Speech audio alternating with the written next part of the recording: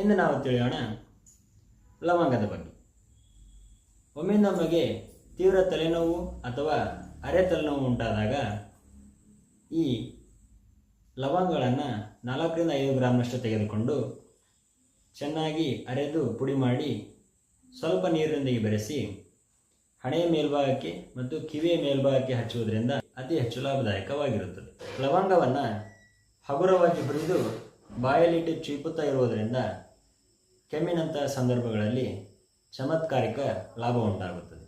ಶರೀರದಲ್ಲಿ ಎಲೆ, ಗುಳ್ಳೆ ಅಥವಾ ಹುಣ್ಣು ಉಂಟಾದರೆ ಸ್ವಲ್ಪ ಅರಿಶಿಣದೊಂದಿಗೆ 5 ರಿಂದ 7 ಲವಂಗಗಳನ್ನು ಅರಿದು ಲೇಪಿಸುವುದರಿಂದ ಅತಿ ಹೆಚ್ಚು ಲಾಭದಾಯಕವಾಗಿರುತ್ತದೆ.